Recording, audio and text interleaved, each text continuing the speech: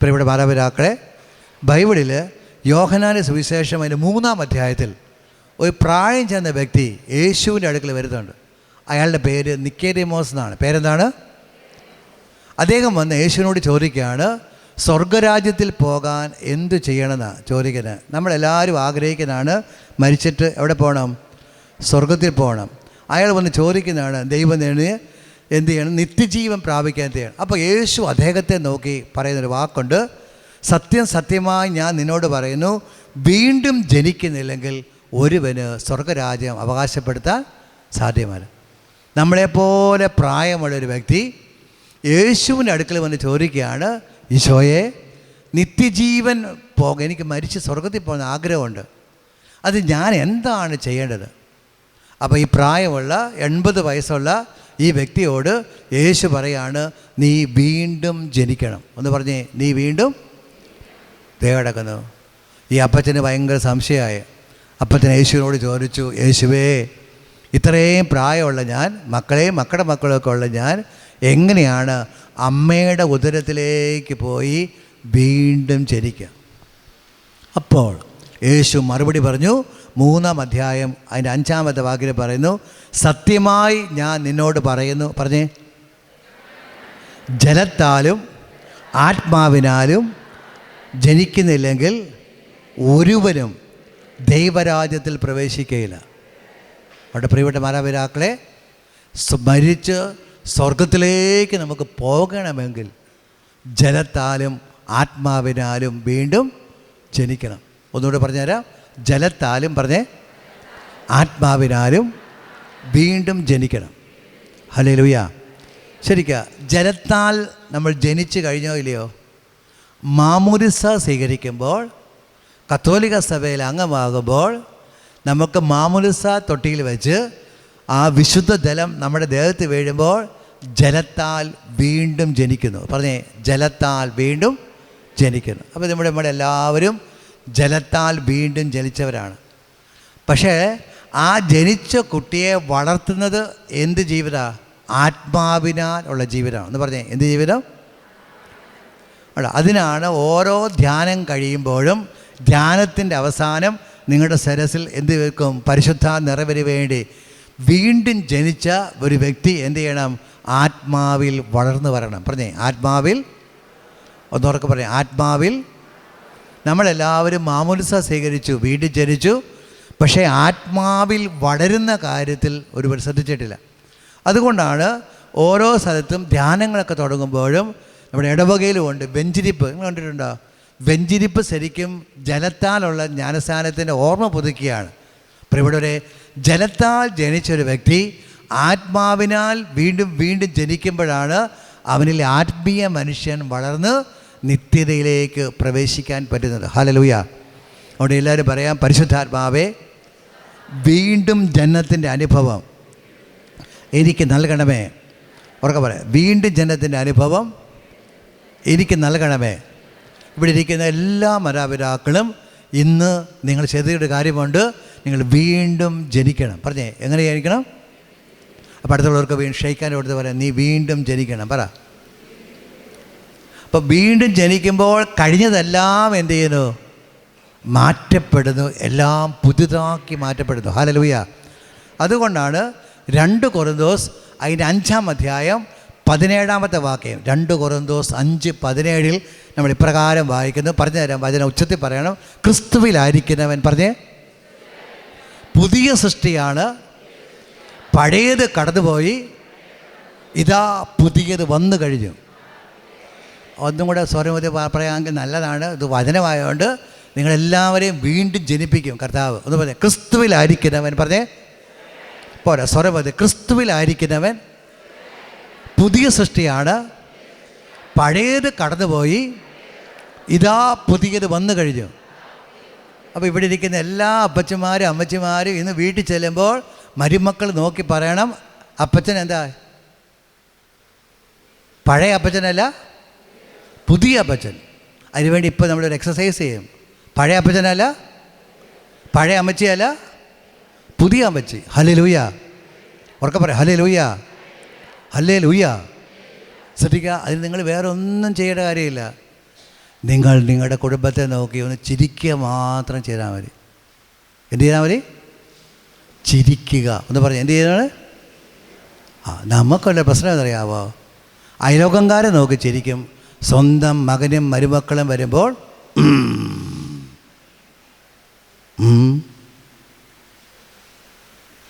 അതുകൊണ്ട് പറയാം, ഈശോയെ പറഞ്ഞേ പോരാ, ഉറക്കെ പറയാം, ഈശോയെ എന്നെ ചിരിക്കാൻ പഠിപ്പിക്കണേ.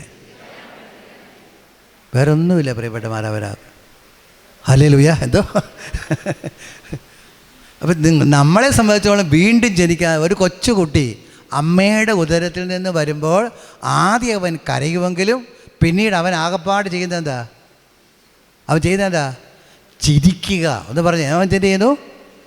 അല്ലേ, എല്ലാവരും വന്ന് കവളെ പിടിക്കുന്നു എല്ലാം. അപ്പോൾ കുട്ടി എന്ത് ചെയ്യും? ചിരിക്കുന്നതിന് പകരം ഈ പല്ല് കടിച്ചാൽ നമ്മളെന്ത് പറയും? അവിടെ പ്രിയപ്പെട്ട മാതാപിതാക്കളെ ചിരിക്കുക എന്ന് പറയാം. ഒന്നുകൂടെ പറയാം പ്ലീസ്, ഒന്ന് പറഞ്ഞേ, ചിരിക്കുക. ഹല്ലേലൂയ. നമ്മൾ ഈ ധ്യാനത്തിൽ വലിയ കുരിശിൻ്റെ വഴിയോ ഒറ്റക്കാലെ മുട്ടുകുത്തി പരിഹാര ആരാധനയൊന്നുമില്ല. നമുക്ക് സിമ്പിളായിട്ടൊന്ന് ചിരിക്കുക. അപ്പോൾ ഉച്ചയ്ക്ക് നിങ്ങളെല്ലാവരെയും നോക്കി എന്ത് ചെയ്യണം? ചിരിക്കണം. പറഞ്ഞേ എന്ത് ചെയ്യണം? അത് വേറെ ഒന്നും ചെയ്യാനില്ല, ചുമ്മാ ചിരിക്കുക. ചിരിച്ച് 4 മണി ആകുമ്പോഴേക്കും ചിരിക്കാൻ. അപ്പോൾ പിന്നെ ആരെ കണ്ടാലും എന്ത് ചെയ്യുന്നു? അപ്പോൾ ഓട്ടോറിക്ഷക്കാരൻ പറയും, അങ്ങോട്ട് പോയപ്പോൾ വെട്ടുപോത്ത് പോലെയായിരുന്നു, ഇപ്പോൾ എടാ. ഹല്ലേലൂയ. ഉറക്കെ പറ ഹല്ലേലൂയ. അവിടെ 2 കൊരിന്തോസ് 5:17 എന്നോട് പറഞ്ഞുതരാം. ക്രിസ്തുവിലായിരിക്കുന്നവൻ പറഞ്ഞേ പുതിയ സൃഷ്ടിയാണ്, പഴയത് കടന്നുപോയി, ഇതാ പുതിയത് വന്നു കഴിഞ്ഞു. എൻ്റെ പ്രിയപ്പെട്ട മാതാപിതാക്കളെ, നമ്മൾ ഈ ധ്യാനത്തിൽ അവസാന ദിവസം ഒരു വലിയ കൗൺസിലിംഗ് നടത്തി അതൊക്കെ അതിൻ്റെ വഴിക്ക് വിട്ടേര്. നമുക്കറിയാം നമ്മളിപ്പോൾ അങ്ങനെ ഒത്തിരി ധ്യാനം കൂടിയിട്ട് വലിയ മാറ്റമൊന്നും അല്ലേ. നമുക്കിപ്പോൾ തന്നെ അറിയാം കടുവെട്ടിൻ്റെ സമയമാണ്. വെട്ടി തീരും. പ്രിയപ്പെട്ട മാതാപിതാക്കളെ, നിങ്ങളൊന്നും വേറെ ഒന്നും ചെയ്യേണ്ട. നിങ്ങളുടെ മക്കളെയും മരുമക്കളെയും നോക്കി ഒന്ന് ചിരിച്ചേ, കൊച്ചുമക്കളെയൊക്കെ നോക്കി. അപ്പോൾ തന്നെ അവിടെ അന്തരീക്ഷം മാറും. കാരണം ചിരിക്കുമ്പോൾ സ്നേഹം പങ്കുവെക്കും. ഹല്ലേലൂയ. ഉറക്കെ പറയും ഹല്ലേലൂയ. അതുകൊണ്ടാണ് ഗലാത്യ ലേഖനം 6:15 ഈശോ പറഞ്ഞു, പുതിയ സൃഷ്ടിയായി തീരുക എന്നതാണ് പറഞ്ഞേ പരമപ്രധാനം. അപ്പോൾ ഏറ്റവും പ്രധാനപ്പെട്ട എന്താണ്? പുതിയ സൃഷ്ടിയാകുക. ഹല്ലേലൂയ. അവിടെ ഒരിക്കൽ കൂടി പറയുകയാണ്, പുതിയ സൃഷ്ടിയാകുക എന്ന് പറഞ്ഞാൽ എന്ത് ചെയ്യുക? പുതിയ സൃഷ്ടിയാന്ന് പറഞ്ഞാൽ നമ്മൾ പെട്ടെന്ന് വിചാരിക്കും കള്ളുകൂടി പൂർണ്ണമായിട്ട് നിർത്തി, അതൊക്കെ പിന്നീട് നമുക്ക് വയ്ക്കാം. ഇപ്പോൾ എന്ത് ചെയ്യണം? ചിരിക്കണം. പറഞ്ഞാൽ എന്ത് ചെയ്യണം? അതുകൊണ്ടാണ് ജോബിൻ്റെ പുസ്തകം 8-ാം അധ്യായം അതിൽ 21-ാമത്തെ വാക്യമുണ്ട്. ജോബിൻ്റെ പുസ്തകം 8:21 വചനം നമ്മളെ പഠിപ്പിക്കുന്നു. വചനം പറയാണ്, അവിടുന്ന് നിൻ്റെ വായ് ഒന്ന് പറഞ്ഞേ സ്വരം പോലെ, അവിടുന്ന് നിൻ്റെ വായ് പൊട്ടിച്ചിരി കൊണ്ടും നിൻ്റെ അധരത്തെ ജയാരവം കൊണ്ട് നിറയ്ക്കും. പലപ്പോഴും നമ്മൾ ജോബിൻ്റെ പുസ്തകമൊക്കെ വായിക്കാൻ നമുക്ക് ഭയങ്കര സങ്കടമാണ്. മക്കൾ മരിച്ചു, മരുമക്കൾ മരിച്ചു, ഉള്ള സമ്പത്തെല്ലാം നഷ്ടമായി, അങ്ങനെയൊക്കെ സങ്കടപ്പെടുന്നതാണ്. എന്നാൽ ബൈബിളിൽ അതേ ബൈബിൾ തന്നെയുണ്ട്. ബൈബിൾ പറയാണ്, ജോബിനോട് പറയാണ്, നിൻ്റെ വായെ എങ്ങനെ നിറയ്ക്കും? പൊട്ടിച്ചിരി കൊണ്ട്. ഒന്ന് പറഞ്ഞേ, എങ്ങനെ നിറയ്ക്കുന്നു? നിൻ്റെ അധരത്തെ എങ്ങനെ? ജയാരവം കൊണ്ട്. ഒന്നുകൂടെ പറഞ്ഞുതരാം. അവിടുന്ന് നിൻ്റെ വായ് എന്ന് പറഞ്ഞേ പൊട്ടിച്ചിരി കൊണ്ടും നിൻ്റെ അധരത്തെ പോരാ സ്വരമൊത്തി നിൻ്റെ അധരത്തെ ജയാരവം കൊണ്ട് നിറയ്ക്കും. ഇവിടെ പ്രിയപ്പെട്ട മാതാപിതാക്കളെ, നമ്മളിനിയും ഞാൻ വീണ്ടും പറയുന്നു, നമ്മൾ അടിച്ചു പൊളിച്ച് ജീവിക്കുക എന്ന് പറഞ്ഞാൽ എവിടെയെങ്കിലുമൊക്കെ പോയി കുറേ ടൂറ് പോകുന്നതല്ല, ഉള്ളതിൽ സന്തോഷിക്കാൻ പറ്റുക, ചിരിക്കുക, ചിരിച്ചുകൊണ്ട് വർത്തമാനം പറയുക, നല്ല ഓർമ്മകൾ മക്കളുടെ ഇടയിൽ. ഒന്നുകൂടെ പറഞ്ഞുതരാം. അവിടുന്ന് എൻ്റെ വായ് എന്ന് പറഞ്ഞേ പോരാ, അവിടുന്ന് എൻ്റെ വായ് പൊട്ടിച്ചിരി കൊണ്ട്. അടുത്തുള്ളവർ നോക്കി ചിരിച്ചേ, നമ്മൾ സിമ്പിളായിട്ട്.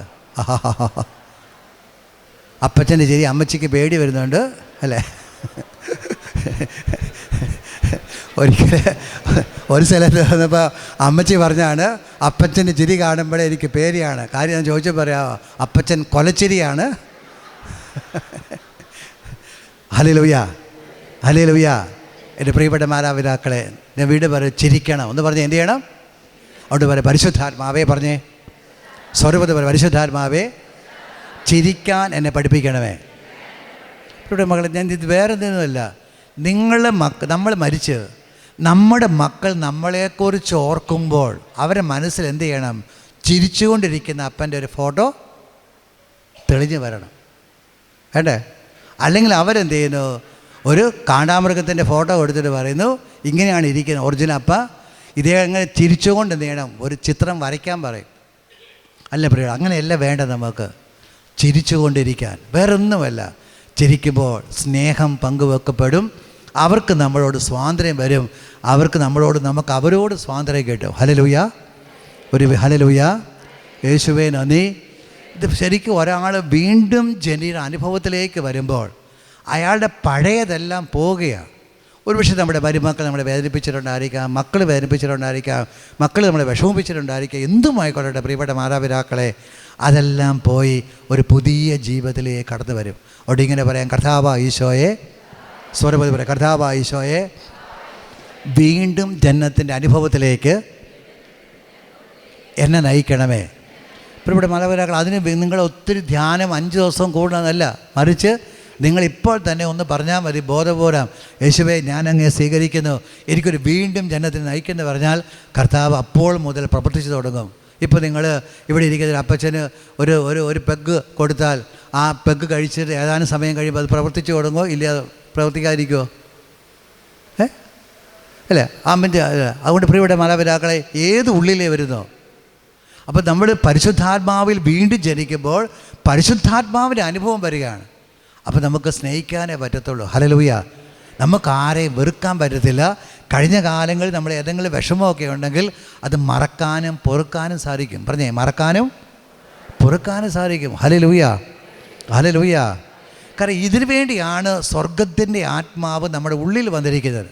ശ്രദ്ധിക്കുക, അപ്പസ്തോല പ്രവർത്തനം 2-ാം അധ്യായം 1 മുതൽ 4 വരെ വായിക്കുമ്പോൾ കാണാൻ സാധിക്കും. അവരിങ്ങനെ യേശുവേ നന്ദി, യേശുവേ സ്തുതി എന്നൊക്കെ പറഞ്ഞ് പ്രാർത്ഥിച്ചുകൊണ്ടിരുന്നപ്പോൾ പരിശുദ്ധാത്മാവ് അവരുടെ മേൽ വന്നു, പരിശുദ്ധാത്മാവ് അവരുടെ മേൽ നിറഞ്ഞു.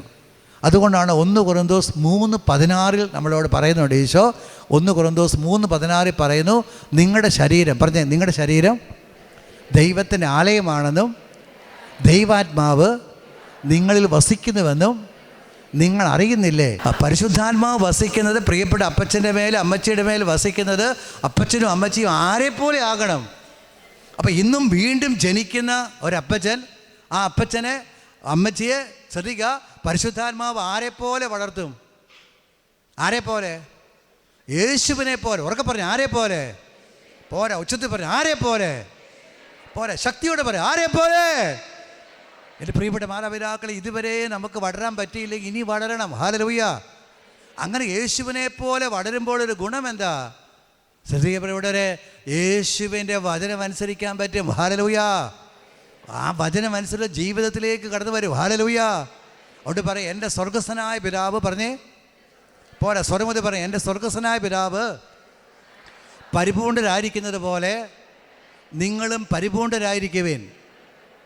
ഉണ്ട്, പരിപൂർണതയിലേക്ക് വളർത്തുവാൻ, ഒരു ദൈവ പൈതലായിട്ട് വളരുവാൻ, ദൈവത്തിൻ്റെ കൃപ സ്വീകരിച്ചുകൊണ്ട് മുന്നേറുവാൻ. എൻ്റെ പ്രിയപ്പെട്ട മാതാപിതാക്കളെ, ദൈവം നിങ്ങളെ അനുഗ്രഹിക്കുകയാണ്. ഞാൻ വീണ്ടും പറയുന്നു, വീണ്ടും ജന്മത്തിൻ്റെ അനുഭവത്തിലേക്ക് പരിശുദ്ധാത്മാവ് നയിക്കുമ്പോൾ ആ പരിശുദ്ധാത്മാവ് ഉള്ളിൽ വന്ന് ചില ശക്തിയായിട്ട് വന്ന് ഒരു ഭാഷാപരമായിട്ട് വന്ന് പോകുകയല്ല, മറിച്ച് മറ്റു ദൈവമായി തീരാൻ ദൈവം നമ്മളെ വിളിക്കുന്നു. ഹല്ലേലൂയ.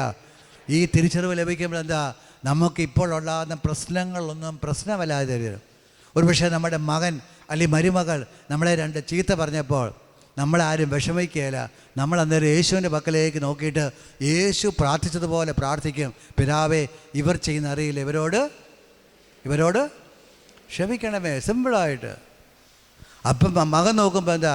അപ്പനെ തെറി പറഞ്ഞിട്ടും ഒരു കാര്യവും ഇല്ല. അപ്പോഴും അപ്പനും അമ്മയും സന്തോഷത്തോടെ ജീവിക്കുന്നു. എൻ്റെ പ്രിയപ്പെട്ട മാതാപിതാക്കളെ, ഇങ്ങനെയുള്ള ക്രൈസ്തവ ജീവിതത്തിലേക്കാണ് ദൈവം നമ്മളെ വിളിച്ചത്. ഹല്ലേലൂയ. ഓർക്കുമ്പോൾ ഹല്ലേലൂയ.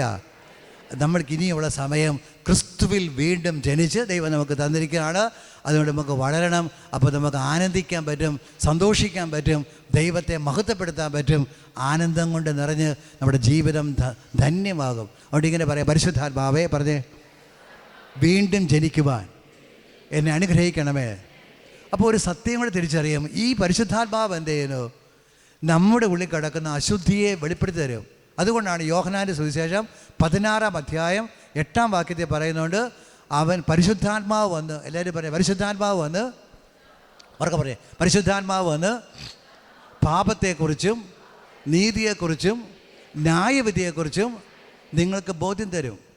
പ്രിയപ്പെട്ട മാതാപിതാക്കൾ, ഇപ്പോഴാണ് നമുക്ക് പാപബോധമൊക്കെ ലഭിക്കേണ്ടത്. മരിച്ചിട്ട് പാപബോധം ലഭിച്ചിട്ട് കാര്യമില്ല. ശ്രദ്ധിക്കുക, ഇപ്പോൾ നമുക്ക് ലഭിക്കാൻ. അപ്പോൾ നിങ്ങളുടെ ഉള്ളിൽ വീണ്ടും ജനത്തിന് അനുഭവം വരുമ്പോൾ നിങ്ങളുടെ ജീവിതത്തിൽ ദൈവകൃപ നഷ്ടപ്പെടുത്തി കളഞ്ഞ പാപത്തെക്കുറിച്ച് ആര് നിങ്ങൾക്ക് ബോധ്യം തരും? പരിശുദ്ധാത്മാവ്. കാര്യം എന്താ? പരിശുദ്ധാത്മാവ് നമ്മുടെ ഉള്ളിൽ ഇരുന്നിട്ട് നമ്മൾ ആരെപ്പോലെ ആക്കാൻ ആഗ്രഹിക്കുന്നു? ദൈവത്തെ പോലെ. പറഞ്ഞേ, ആരെപ്പോലെ ആക്കാൻ ആഗ്രഹിക്കുന്നു? ആരെപ്പോലെ ആക്കാൻ ആഗ്രഹിക്കുന്നു? അങ്ങനെ ദൈവത്തെ പോലെ ആക്കാൻ ആഗ്രഹിക്കുമ്പോൾ നമുക്ക് തന്നെ അറിയാൻ പറ്റും, നമുക്ക് വെറുപ്പ് പാടില്ല, വിദ്വേഷം പാടില്ല, വൈരാഗ്യം പാടില്ല, അശുദ്ധി പാടില്ല. ഈ തിരിച്ചറിവിലേക്ക് വരും. അങ്ങനെ നമുക്ക് പ്രിയപ്പെട്ടവരെ മിച്ചമുള്ള ജീവിതത്തിൽ സന്തോഷമായിട്ട് ജീവിച്ച് ദൈവത്തെ പങ്കുത്തപ്പെടുത്തി എപ്പോൾ മരിച്ചാലും നേരെ സ്വർഗത്തിൽ പോകുവാൻ ദൈവം ഇടവരുത്തും. ഹല്ലേലൂയ, ഒരു ഹല്ലേലൂയ. അതുകൊണ്ട് നമുക്ക് ഈ ധ്യാനത്തിൽ നിങ്ങളുടെ ഉള്ളിൽ ഇങ്ങനെ വീണ്ടും ചലിക്കുമ്പോൾ നിങ്ങൾക്ക് തനിയെ പാപബോധം ലഭിക്കും, പശ്ചാത്താപം ലഭിക്കും. ചെയ്യേണ്ട നന്മ ചെയ്യാത്തതിനെക്കുറിച്ച് ദൈവം തന്നെ സംസാരിക്കും. അതൊരിക്കലും നിങ്ങളെ ശിക്ഷിക്കാനല്ല, നിങ്ങളെ വേദനിപ്പിക്കാനല്ല, സങ്കടപ്പെടുത്താനല്ല, മറിച്ച് നിങ്ങൾ ആരെപ്പോലെ ആയിത്തീരാനായിട്ട്? ദൈവത്തെ പോലെ. പറഞ്ഞ്, ആരെപ്പോലെ ആയിത്തീരാനായിട്ട്? ചില അപ്പച്ചന്മാർക്കൊരു കുഴപ്പമുണ്ട്. അവരിപ്പോഴല്ല ഇങ്ങനെ ദേഷ്യപ്പെട്ട് തൻ്റെ ജീവിത പങ്കാളിയോടൊക്കെ വഴക്കടിക്കും. അവസാനം ICUവിൽ കിടക്കുമ്പോഴാണ് എന്ത് വരുന്നത്? സുബോധം ഉണ്ടോ? വല്ല ഉണ്ടായിട്ട് വല്ല കാര്യമുണ്ടോ? അല്ലേ? ചില അപ്പച്ചന്മാരെ കുഴപ്പമുണ്ട്. 4 3 എത്രയാ? 4 3 7. പക്ഷേ എസ്തപ്പാൻ ചേട്ടനെ സംബന്ധിച്ചോളം 4 3 6. ഏലിയാമ്മയോട് പറഞ്ഞു, കല്യാണം കഴിച്ച് പറഞ്ഞു 4 3 6. കല്ലുപറിക്കൽ കുടുംബക്കാരെ സംബന്ധിച്ചോളം 4 3. ഏലിയാമ്മ പറഞ്ഞു, 7 എസ്തപ്പാനെ? അല്ല, ഞങ്ങൾക്ക് 6. ഉടനെ എസ്തപ്പാൻ്റെ ഒരു അനൗൺസ്മെൻ്റ് ഉണ്ട്, 6 മാത്രം നീ ഇവിടെ. അങ്ങനെ ഏലിയാമ്മ എന്ത് ചെയ്യുന്നു? വീട്ടൊഴിച്ച് ബാക്കി എല്ലാ സ്ഥലത്തും 4 3 7, വീട്ടിൽ മാത്രം 4 3 6. അങ്ങനെ 82-ാമത്തെ വയസ്സിൽ അറ്റാക്ക് വന്നു. എസ്തപ്പാൻ ചേട്ടനെ കാരിത്താസ് ആശുപത്രിയിൽ വെന്റിലേറ്റർ ഇടുന്നു. അപ്പോൾ വൈകുന്നേരം കൃത്യം 5 മണിയായപ്പോൾ ഏലിയാമ്മ എന്ത് ചെയ്തു? ക്ലാസ്സിലൂടെ മുകളിലോട്ട് നോക്കുമ്പോഴാണ്, അല്ലെങ്കിൽ ബെഡിലേക്ക് നോക്കുമ്പോൾ എസ്തപ്പാൻ എന്ത് ചെയ്യുന്നു? ഏലിയാമ്മയെ കണ്ടപ്പോൾ പുള്ളിക്ക് പാപബോധം ഉണ്ടായി. ഏലിയാമ്മേ, 4 3 7 അല്ലേ പറയാനായിട്ട് തോന്നും. നേഴ്സ് പറയും മിണ്ടിപ്പോകരുത്. അപ്പോൾ പുള്ളി എന്ത് ചെയ്യുന്നു? 4 3. അവസാനം അവിടെ കിടന്ന് ചാകുന്നു, അടക്കുന്നു. ഇടയ്ക്കിടയ്ക്ക് എന്ത് ചെയ്യുന്നു? ഏലിയാമ്മയുടെ സ്വപ്നത്തിൽ വരും, ഏലിയാമ്മേ 4 3 7. ഏലിയാമ്മ എന്ത് ചെയ്യും? അപ്പച്ചനെ സ്വപ്നം കാണുമ്പോൾ അമ്മച്ചി കുരിശെടുത്ത് ഇങ്ങേരി മരിച്ചിട്ട് തന്നെ അല്ലേ ശല്യപ്പെടുത്തുവാണോ. എന്നിട്ട് പിറ്റേ ദിവസം അച്ഛൻ്റെ അടുത്ത് വരും, അച്ഛാ എൻ്റെ അപ്പച്ചൻ്റെ പിള്ളേർക്ക് വേണ്ടി എസ്തപ്പാന് വേണ്ടി എന്ത് ചെയ്യണം? ഒരു കുർബാന ചൊല്ലണം. പുള്ളി എന്ത് വരുവാ? പുള്ളി വരുന്ന എന്തിനു വേണ്ടിയാ? 4 3. അതുകൊണ്ട് എൻ്റെ ഇവിടെ ഇരിക്കുന്ന ഏതെങ്കിലും അപ്പച്ചന്മാർ ചുമ്മാ ഇങ്ങനെ ബലം പിടിച്ച് ഇങ്ങനെ ഇരിപ്പുണ്ട്. രാവിലെ എഴുന്നേൽക്കുക, ഇപ്പോഴും അതെ. മക്കൾ വിദേശത്ത് വിളിക്കുമ്പോൾ മിണ്ടുപോലും എന്നോണ്ടറാ എന്നാ അവൻ രക്ഷപ്പെട്ടോന്നോ ഒന്നുമില്ല. ഇങ്ങനെ ഗൗരവത്തിൽ ഒരു സമയത്ത് ഓഫായി. അതുകൊണ്ട് പ്രിയപ്പെട്ട മാതാപിതാക്കളെ, ഈശോ ആഗ്രഹിക്കുന്ന അങ്ങനെയല്ല. അത് നമുക്ക് സന്തോഷിക്കണം.